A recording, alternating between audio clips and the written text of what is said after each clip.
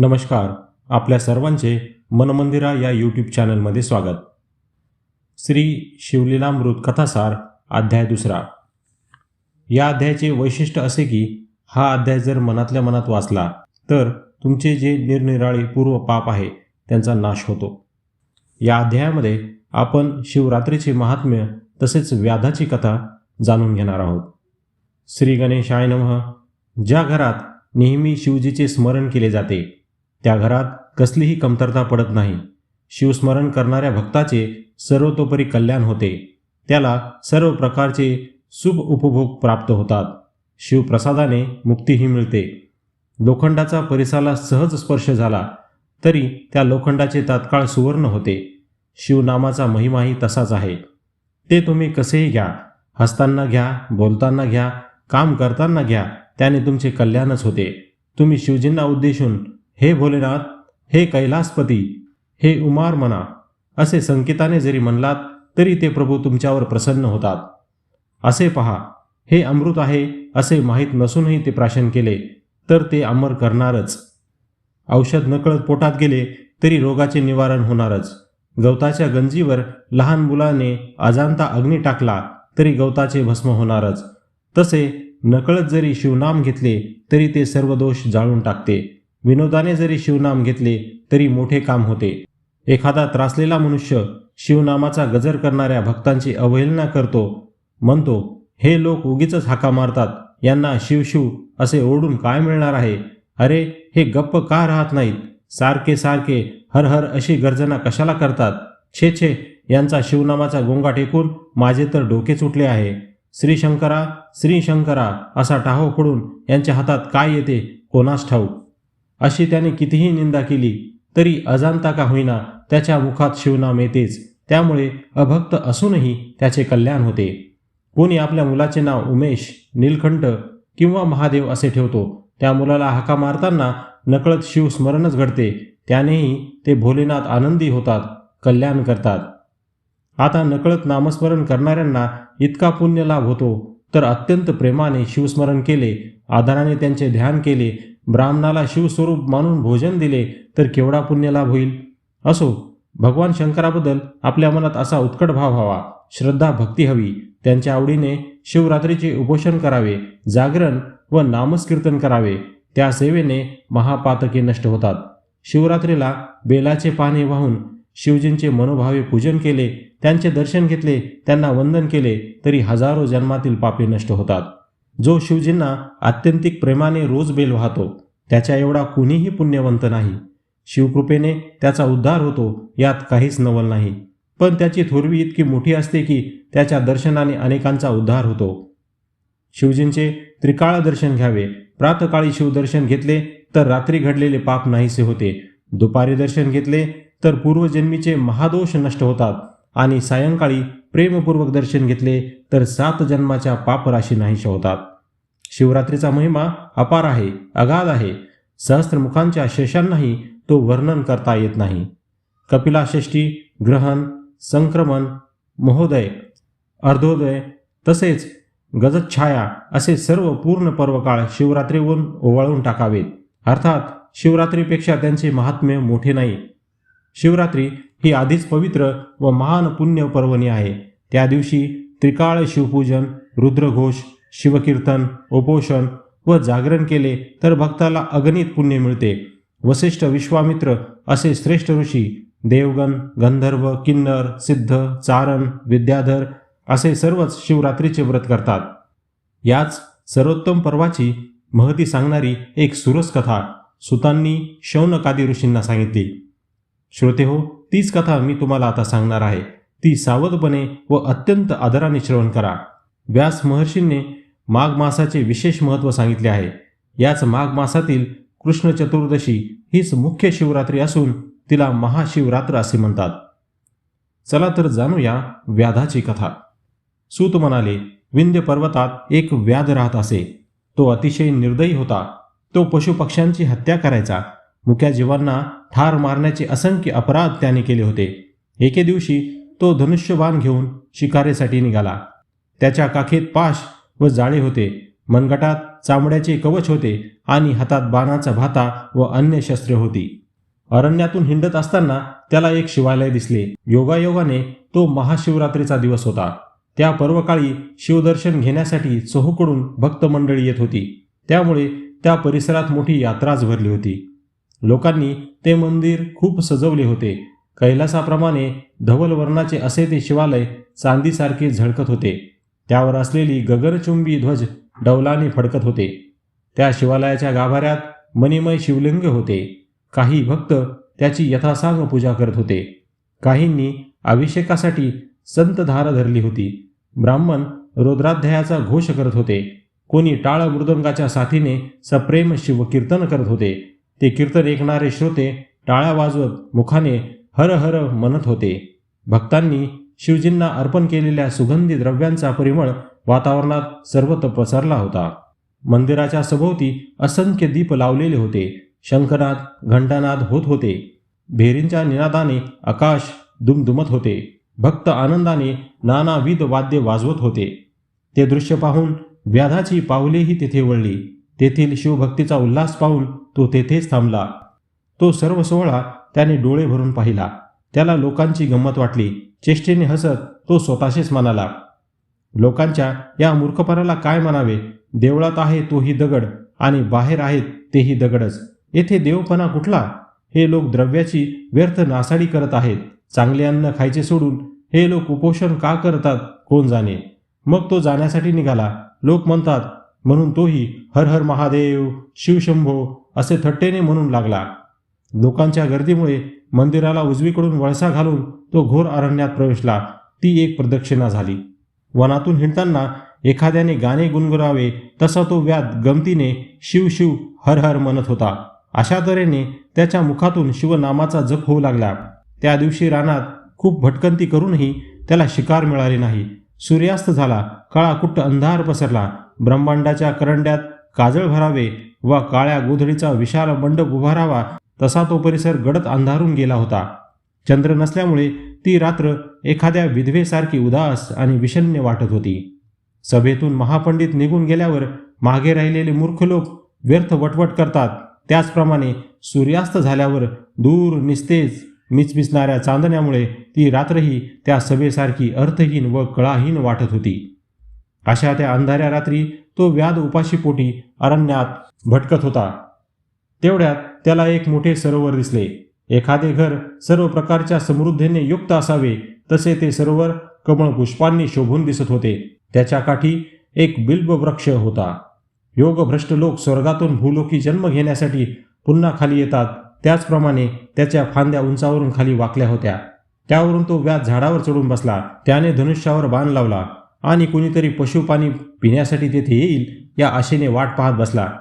बराच वेळ गेला तरी सावज दृष्टीस पडले नाही म्हणून तोही कंटाळला होता. त्याने धनुष्यबाण बाजूला ठेवले आणि जवळची बिल्बपत्रे उजव्या हाताने खुडून खाली टाकू लागला. त्या झाडाखाली ब्रह्मदेवानी स्वहस्ते स्थापन केलेले एक शिवलिंग होते. त्यांनी खाली टाकलेले बिल्बपत्रे त्यावर पडत होती. हाही योगायोगच.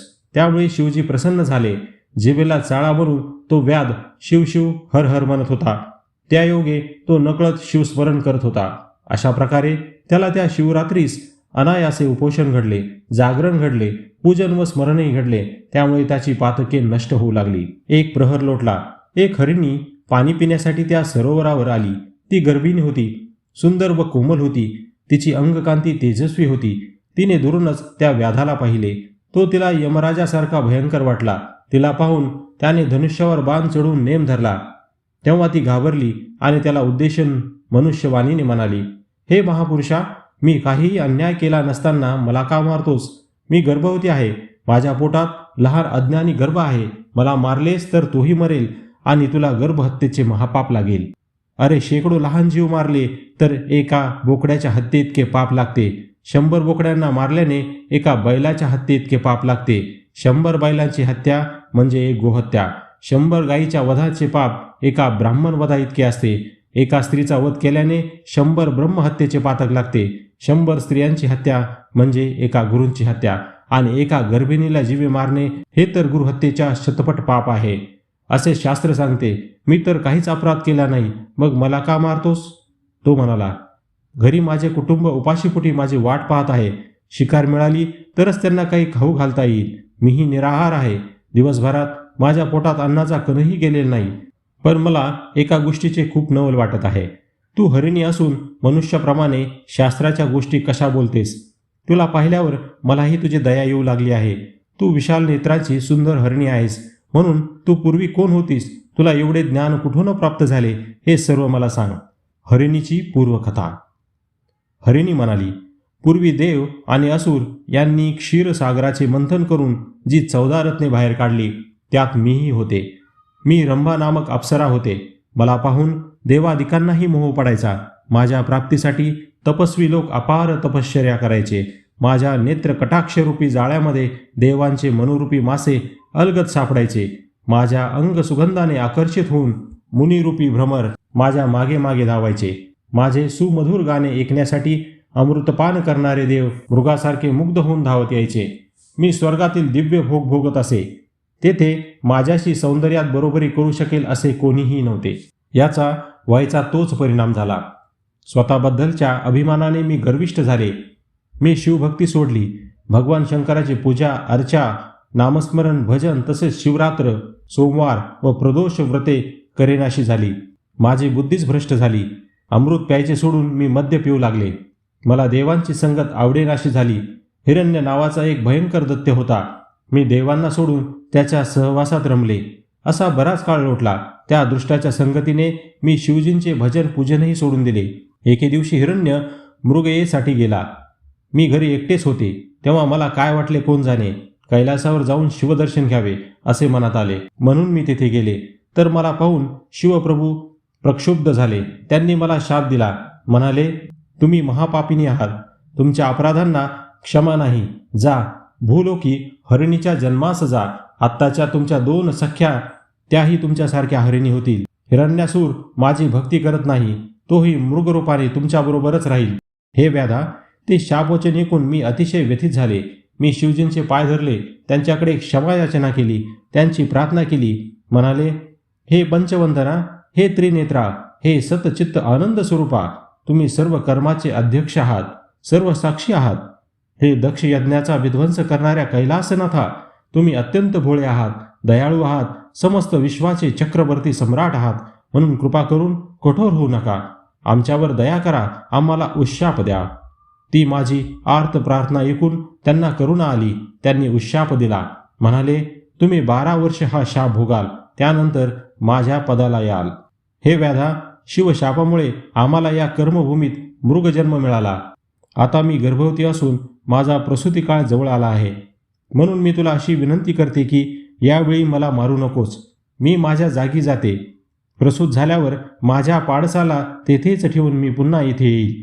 मग तू माझा प्राण घे. त्याला माझी हरकत असणार नाही. हेही मी अगदी खरे बोलत आहे. माझ्यावर विश्वास ठेव. हरणीचे म्हणणे ऐकून तो व्याध म्हणाला, तू फारच गोड बोलतेस, पण काही केल्या माझा तुझ्या वचनावर विश्वास बसत नाही. स्वतःचा जीव वाचवण्यासाठी तुम्ही प्राणी मात्र कितीही खोटे बोलू शकता. हा तुमचा स्वभाव मला चांगला ठाऊक आहे. तू महापापाचा उच्चार करत परत येण्याची शपथ घेतलीस तरच माझा विश्वास बसेल. तेव्हा त्याचे समाधान करण्यासाठी त्या गरीब हरणीने तशी शपथ घेतली. म्हणाली, मी माझे वचन पाळले नाही तर ब्राह्मण कुळात जन्मूनही जो नर वेदशास्त्रादिकांचे अध्ययन करत नाही, सत्य बोलत नाही, शुचित्व पाळत नाही, संध्या करत नाही, तो अधम होय. वर्णधर्माचे पालन न केल्याने त्या विप्रास जे पाप लागते ते मला लागेल. वेदांची विक्री केल्याने, कृतज्ञपणे वागल्याने, दुसऱ्याला त्रास दिल्याने, भक्ती न केल्याने, दान देणाऱ्यास विघ्न आणल्याने, गुरुची निंदा केल्याने, हरिहरांची व साधूंची निंदा केल्याने, ब्राह्मणांना दिलेले दान परत मागून घेतल्याने, शास्त्राच्या आधारे कलह केल्याने, नाना प्रकारच्या भ्रष्ट मार्गाचे आचरण केल्याने व स्वधर्म सोडून दिल्याने जे पाप लागते ते मला लागेल. या अध्यायात आपण पाप आणि त्यांचे होणारे परिणाम जाणून घेणार आहोत. हे व्याधा, लोक स्वार्थापोटी अनेक प्रकारची पापे करण्यास उद्युक्त होतात. त्या निषिद्ध कर्मामुळे त्यांना जे परिणाम भोगावे लागतात ते मला चांगले ठाऊक आहे. असे असताना तुला वचन देऊन ते मोडण्याचे धाडस मी कसे करीन? मी तुला त्याविषयी थोडक्यात सांगते. 1. जे देवालयात तांबूल भक्ष करून हरिकीर्तन, वा पुराण ऐकतात त्यांना त्या पापामुळे कोड येते. जे देवालयासारख्या अत्यंत पवित्र स्थानी स्त्री संभोग करतात तसेच पती पत्नीचा वियोग घडवून आणतात ते पुढील जन्मात अभागी व नपुंसक होतात. जे दुसऱ्याच्या वर्मावर बोट ठेवून त्यांची निंदा करतात ते कावळ्याच्या जन्मास जाऊन साऱ्या जगातील घाण खातात. जे गुरु स्वतःजवळ विद्या असूनही शिष्यांना सांगत नाहीत ते पिंगळा म्हणून जन्म घेतात. जे ब्राह्मण अयोग्य दान घेतात त्यांना गंडमाळा नामक रोग होतो. दुसऱ्या प्रदेशातील गायी पळून आणणारे पुढील जन्मात अल्पायुष्य होतात. जो राजा आपल्या प्रजेला त्रास देतो तो अन्य जन्मात वाघ किंवा साप होतो. साधूजनांना अकारण छळणाऱ्यांचा निर्वंश होतो. ज्या स्त्रिया हट्टाने व्रत वैकल्य करतात, पतीची उपेक्षा करतात, घरात धनधान्य असूनही कोणाला खाऊ पिऊ घालत नाहीत, त्या स्त्रिया पुढील जन्मी वटवाघळे होतात. आपला पती कुरूप आहे म्हणून त्याचा त्याग करणाऱ्या स्त्रिया पुढील जन्मी बालविधवा होतात आणि तेव्हाही जार कर्म केल्यास पुढील जन्मात त्या वेश्या होतात. ज्या आपल्या पतीशी तिरस्काराने बोलतात, त्यांची निंदा करतात, त्या दासी किंवा कुलटा म्हणून जन्म घेतात.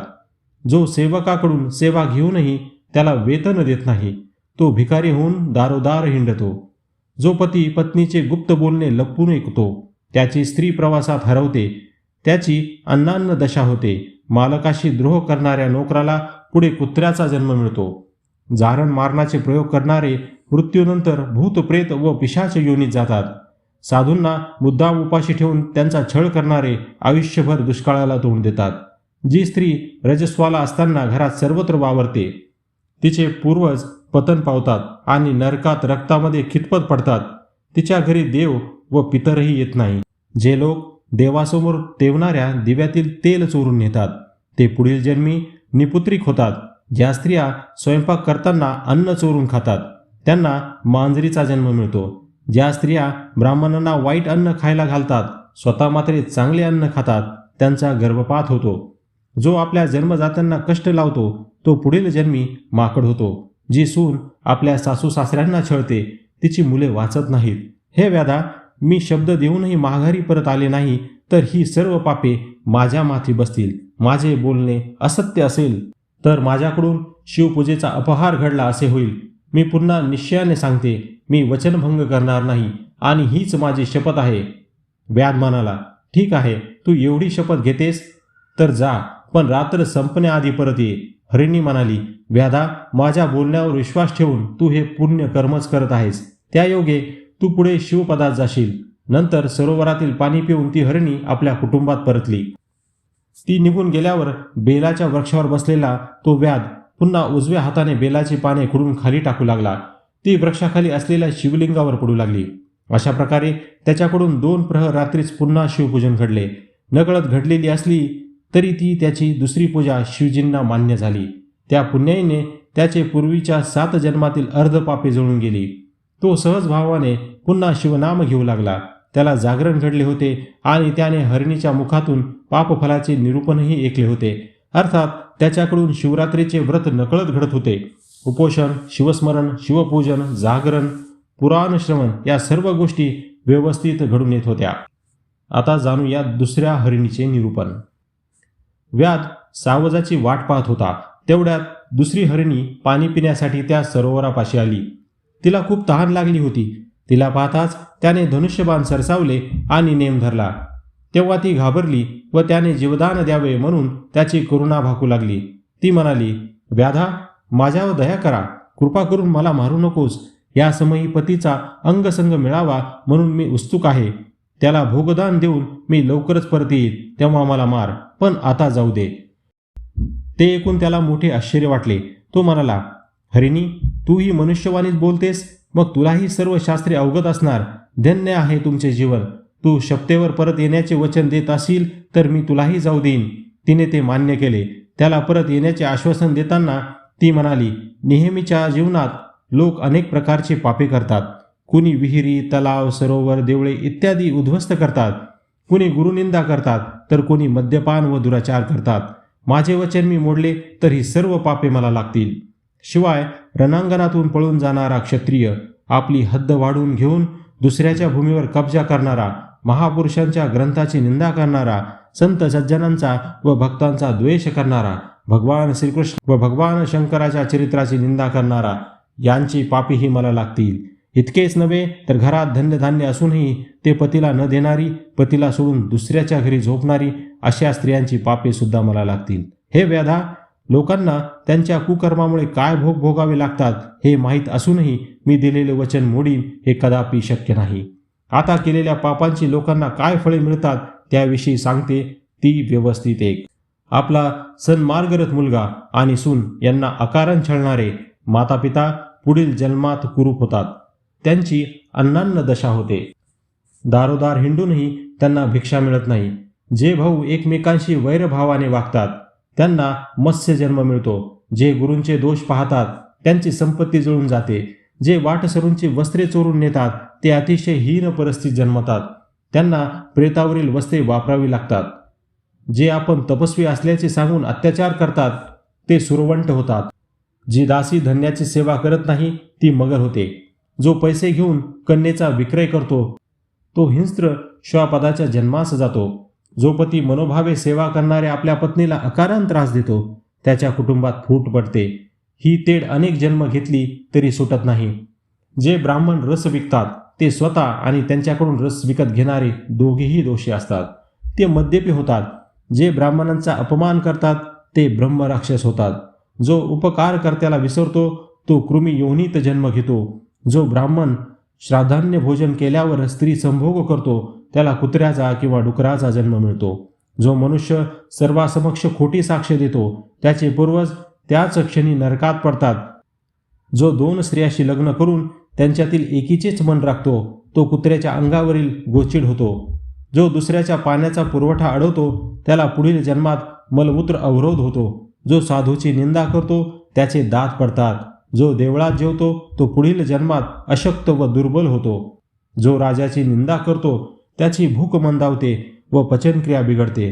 जो ग्रहण काळात भोजन करतो त्याला असाध्य पित्तरोग होतो. जो दुसऱ्याची मुले परदेशात विकतो तो पुढील जन्मात कुष्ठरोगी होतो.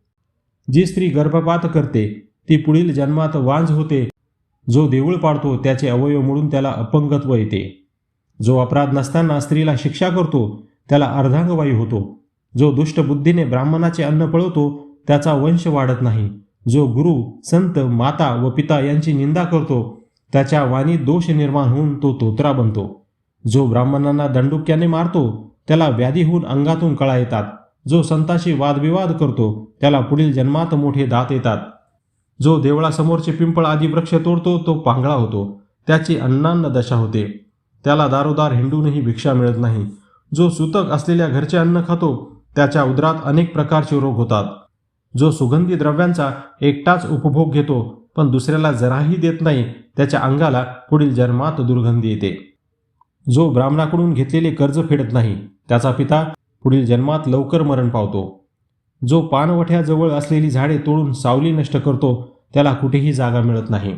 जो मनुष्य ब्राह्मणाला आशा लावतो पण त्याला दान देत नाही तो पुढील जन्मात अन्नासाठी दारोदार हिंडतो. जो स्वतःच्या मुलाचा द्वेष करतो, गरिबाचे लग्न मोडतो त्याच्या पत्नीच्या पोटात दोष निर्माण होऊन ती बंद्या होते. जो ब्राह्मणांना जबरदस्तीने बंदीत टाकतो त्याला यमराज नरकात टाकतात व सांडसाने मारतात. जो पवित्र ग्रंथाचे श्रवण करत नाही तो जन्मजन्मी बहिरा होतो. जो आपल्या मात्यापित्याला त्रास देतो त्याने ठरवलेले कोणतेही कार्य सिद्धीस जात नाही. जो एकाच देवाची भक्ती करतो व अन्य सर्व देवाची निंदा करतो त्याला पुढील जन्मी एकच संतती होते. जो गायीचा वध करतो त्या दुरात्म्याला पुढील जन्मी भांडखोर पत्नी मिळते. जो बैलाची हत्या करतो त्याला महामूर्ख संतती होते. जो पशूंना चारा पाणी न देता उपाशी मारतो त्याला पुढील जन्मात मुकी मुले होतात. जो दुसऱ्याच्या पतिव्रता पत्नीची अभिलाषा धरतो तिला भोगू इच्छितो त्याला अन्य जन्मात कुरूप आणि भांडखोर पत्नी मिळते. जो अनेक जीवांची हत्या करतो त्याला अपस्मार रोग होतो. जो गुरूंचा त्याग करतो तो दुष्ट मनुष्य अन्य जन्मी जन्मताच मरण पावतो. जो मनुष्य रोज किंवा रविवारी सूर्याकडे तोंड करून मूत्र विसर्जन करतो त्याचे पुढील जन्मात लहानपणीच दात पडतात व अकाली केस पिकतात. जो मनुष्य पुत्रशोक करणाऱ्याला हसतो तो निपुत्रिक होतो. हे व्याधा, मी पतीला भोग देऊन तुझ्याकडे लवकर परत येईल. हे माझे वचन मी पाळले नाही तर मी सांगितलेली ही सर्व पापे मला लागतील. ती हरिणी दिलेला शब्द पाळेल की नाही याविषयी व्याधाच्या मनात शंकाच होती. तरीही त्याने तिला जाऊ दिले. तो तिला म्हणाला, हरिणी, तुझे ज्ञान खरोखरच विलक्षण आहे. तू आपल्या घरी जाऊन लवकर परत ये. मला दिलेले वचन पाळ. तेव्हा ती पाणी पिऊन निघून गेली. आता जाणून घेऊया मृगाचे निरूपण. ती हरिणी निघून गेल्यावर तो व्याध पुन्हा शिवनाम घेऊ लागला. सावधपणे सावजाची वाट पाहू लागला आणि हाताला चाळा म्हणून बिल्वपत्रे खुडून खाली टाकू लागला. तेवढ्यात एक तहानलेला मृग पाणी पिण्यासाठी त्या सरोवरापाशी आला. तेव्हा बरी शिकार सापडली असे म्हणून त्याने धनुष्याला बाण लावून नेम धरला. आता तो लक्ष साधणार तितक्यात तो मृग दीनवदन होऊन मनुष्यवाणीने बोलू लागला. म्हणाला, हे व्याधा, तू मला आता मारू नकोस. माझ्या स्त्रिया पतिव्रता आहेत. त्यांचे माझ्यावर प्रेम आहे.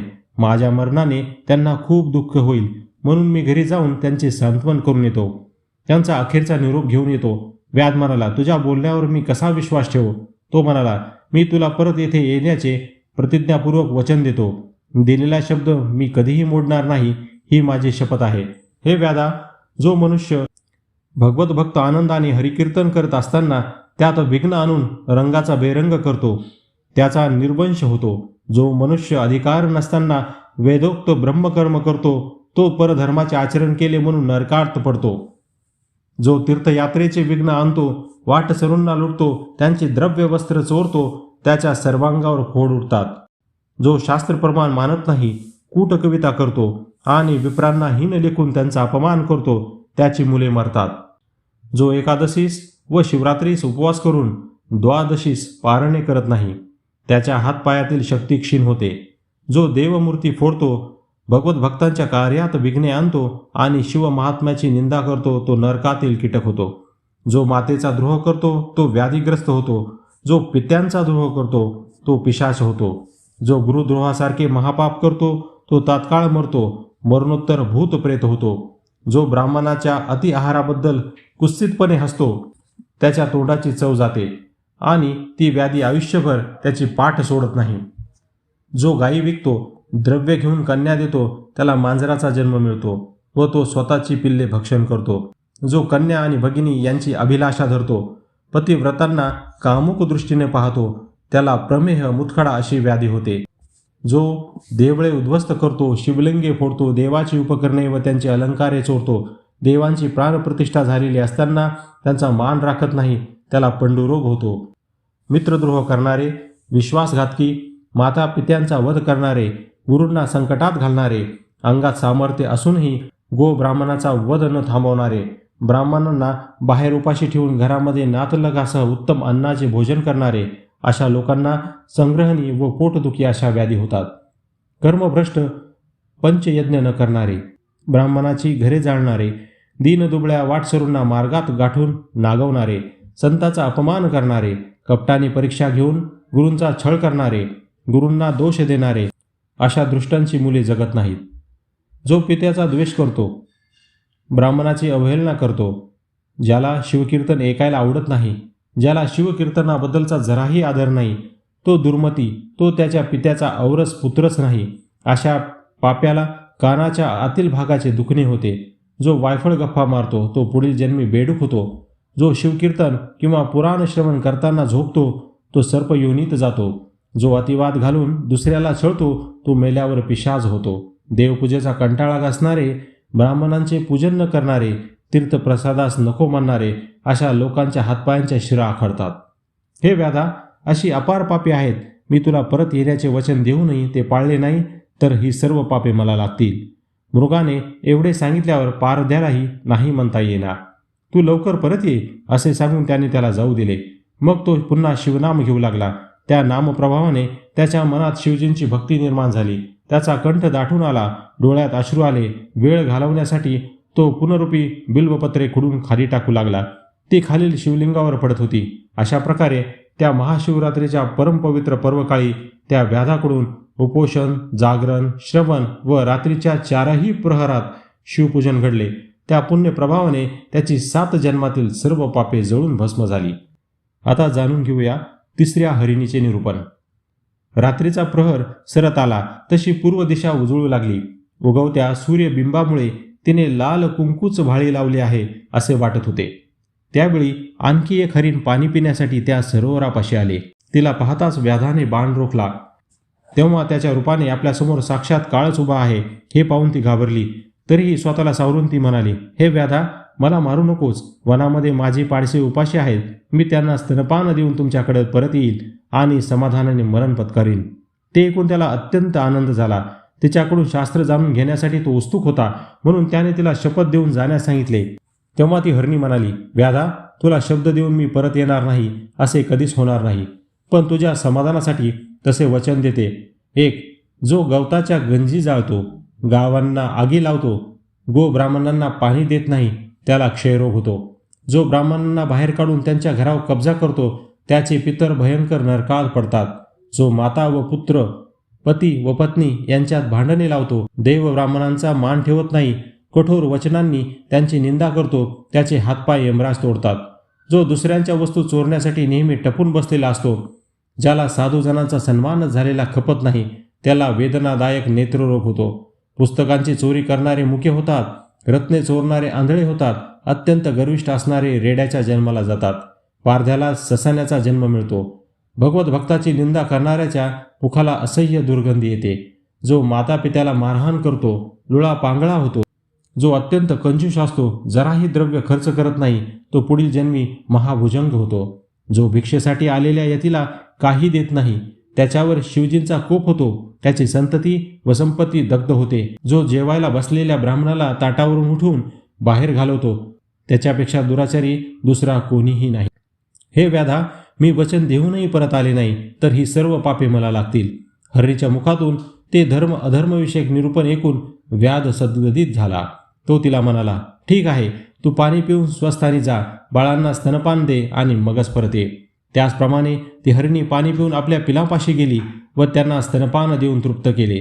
इकडे पहिली हरिणी प्रसूत झाली, दुसरीने अंगसंग देऊन पतीला संतुष्ट केले. आता व्याधाला दिलेला शब्द पाळायचा होता, म्हणून मृगाने आपल्या स्त्रियाचे सांत्वन केले व म्हणाला, आता आपण व्याधाकडे जाऊन या. मग तो त्याच्या 3 हरिणी व त्यांची पाडसे त्या व्याधापाशी आली. मृग म्हणाला, व्याधा, तुला दिलेले वचन मी पूर्ण केले, तू सर्वात आधी माझा प्राण घे. हरिणी म्हणाल्या, तू आमचा वध कर. पतीच्या आधी मरण आले तर आम्हाला सद्गती मिळेल. पाडसांनीही नीट विचार केला व म्हणाली, मात्या पित्यांशिवाय जगणे म्हणजे आमच्यासाठी मरणच, तू आधी आम्हाला मार. आता जाणून घेऊया व्याध आणि मृग परिवाराचा उद्धार. तेव्हा त्या सर्वांचे ते बोलणे ऐकून व्याधाचे मन भरून आले. त्याच्या डोळ्यातून अश्रुधारा वाहू लागल्या. त्याने सर्व हरणींना वंदन केले व म्हणाला, आहा, आज माझे जीवन धन्य झाले. तुमच्या मुखातून निरूपण ऐकले आणि माझे अनेक जन्मीचे पाप जळून गेले. माझे मन व शरीर पावन झाले. आता तुम्हीच माझे गुरु आहात, तुम्हीच माता पिता आहात आणि तुम्हीच माझे देव आहात. मला हा संसार, बायका, मुले या सर्व गोष्टी व्यर्थ वाटू लागल्या आहेत. आता केव्हा एकदा शिवपद प्राप्त होते असे मला झाले आहे. तो पारधी असे गहीवरून बोलत असताना तिथे एक दिव्य विमान आले. त्यात 5 मुखे व 10 भुजा असलेले, व्याघ्रांबर धारण केलेले व अत्यंत तेजस्वी असे दिव्य शिवगण होते. त्यांचे अद्भुत तेज 10 दिशामध्ये मावत नव्हते. त्या समयी किन्नर दिव्य वाद्य वाजवत होती. विद्याधर मधुर आलापयुक्त गायन करत होते आणि स्वर्गातील देव दिव्य पुष्पांचा वर्षाव करत होते. तेवढ्यात सर्व हरणींना दिव्य देह प्राप्त झाले. व्याधही प्रेमपूर्वक शिवनाम घेत होता. त्याने शिवगणांना साष्टांग नमस्कार केला. तेव्हा परिस्पर्श होताच लोखंडाचे स्वर्ण व्हावे तसे त्याचेही स्वरूप बदलले. तोही पंचमुख, दशभुज व तेजस्वी दिसू लागला. शिवगणांनी त्याला विमानात बसण्याची विनंती केली. तेव्हा दिव्यत्व्यास प्राप्त झालेल्या मृगांसह तोही विमानात बसला. देव त्याची स्तुती करू लागले. व्याध शिवलोकी गेला. त्याला शिवपद प्राप्त झाले. मृग परिवार दिव्य तारकांच्या रूपाने आकाशात झळकू लागला. लोक आजही मृग नक्षत्रातील हे तारे पाहतात. कवी श्रीधर म्हणतात, सत्यावती सूत व्यासांनी लिंग पुराणात जी रसाळ कथा सांगितली तीच मी मराठीत वर्णन केली आहे. सज्जनांनी ब्रह्मानंदयुक्त होऊन ती अहोरात्र श्रवण करावी. धन्य धन्य ते शिवरात्री व्रत, धन्य शिवरात्री व्रत महात्म्य कथा. तिच्या श्रवणाने महापातके जळून जातात. हे महात्म्य जे लक्षपूर्वक वाचतात तेही पुण्यवंतच. हे शिवलीला रूपी अमृत तुम्ही देवासमान असलेल्या सज्जन श्रोत्याने प्राशन करावे. निंदक, कुटील, कुतर्की व असुरी प्रवृत्तीच्या लोकांना हे कसे प्राप्त होणार? कैलासनाथ ब्रह्मानंद स्वरूप आहेत. त्यांचे चरण सुगंधी कमळच आहेत, तेथे हा श्रीधर कवी ब्रह्मरूपाने शिवनामाचे अखंड गुंजन करतो. स्कंदपुराणातील ब्रह्मोत्तर खंडात असलेला शिवलीलामृत हा महान ग्रंथ सज्जनांनी अखंड श्रवण पठण करावा अशी विनम्र प्रार्थना आहे. हा त्याचा दुसरा अध्याय अतिशय गोड आहे. इति श्री शिवलीलामृत कथासार अध्याय दुसरा समाप्त. ओम नमः शिवाय.